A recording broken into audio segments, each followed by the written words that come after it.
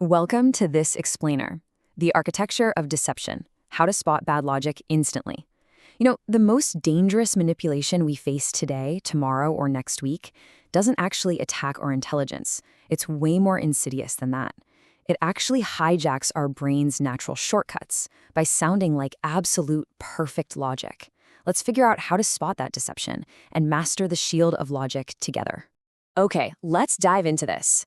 Seriously, ask yourself right now, do you feel surrounded by people or ads or even headlines that are actively trying to control what you think, what you buy, or how you vote? Because if you're feeling this constant pressure pushing you towards certain decisions, well, you are definitely not alone. Our modern world is just a loud, chaotic place, and the battle for your attention and your choices is absolutely relentless. When we think of manipulation, our minds usually jump straight to the obvious lie, right? Like a scam or a blatant falsehood. But the really effective manipulators, they don't operate there. They operate in a much grayer area. They use these dark psychological traps that masquerade as sound logic. So throughout this explainer, we're going to unpack 3 specific psychological traps that use this fake logic, and then we'll discover one ultimate mental shield to defend against all of them. Trap 1, the all or nothing trap. Now, in cognitive psychology, this is formally known as the false dilemma, or the black and white trap.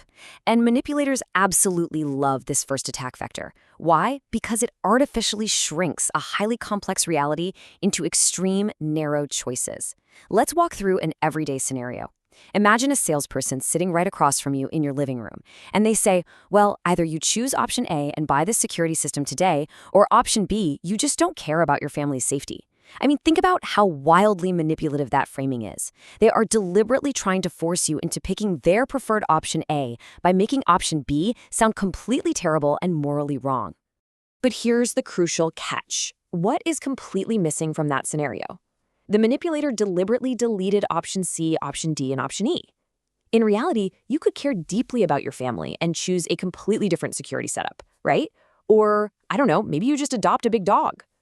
Your brain's immediate, hardwired response to any either X or Y frame has to be to stop and search for that hidden third path. Always, always ask yourself, wait, what is option C? Which brings us right to trap 2, distorting words. This trap relies on something called the straw man fallacy.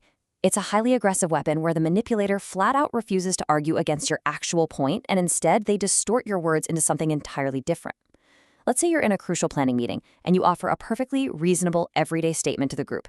You just say, I think we should spend more time reviewing our team budget before launch. It's just a standard, logical request for a budget check. You want to make sure the numbers add up. Nothing extreme about it. But then, the manipulator responds with this massive, exaggerated leap. So you want to delay the entire project and let our competitors win?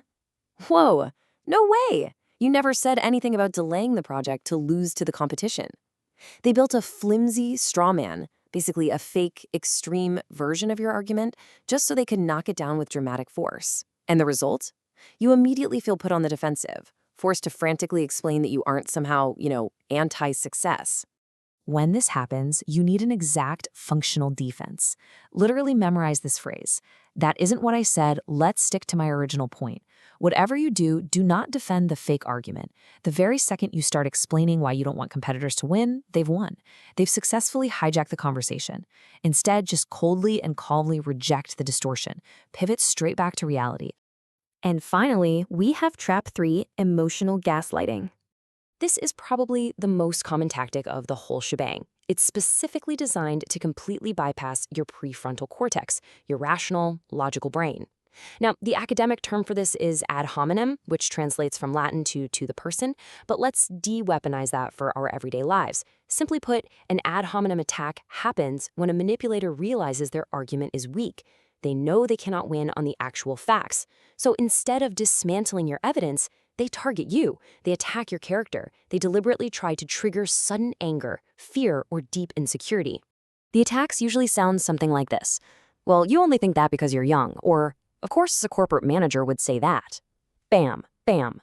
It's meant to feel overwhelming, like a direct personal attack. And there is a deeply biological reason they do this. The human brain literally cannot process high, spiking emotion and strict, rational logic at the exact same time. The second you get defensive, the second you get angry, they win. They've totally bypassed your logic. The mental shield. 3 steps to defend your mind. Okay, so how do we stop this? To protect our clarity in a noisy world, we need to intentionally slow things down. Take a deep breath. This is exactly the calming, defensive posture you need to adopt when facing any form of manipulation. Here is your cognitive shield broken down into 3 actionable steps. Step 1. Pause for 3 seconds. Whenever an argument gives you a sudden rush of fear, outrage, or urgency, just pause. That emotional spike is almost always deliberate. Step 2. Isolate the premise from the person. You need to evaluate facts independently. A really great trick is to ask yourself, if someone I absolutely hated said this exact sentence, would the facts still hold up? And finally, step 3. Look for the third option. Reject those artificial black and white extremes. Remember, real life almost always exists in the messy nuance right between those extremes.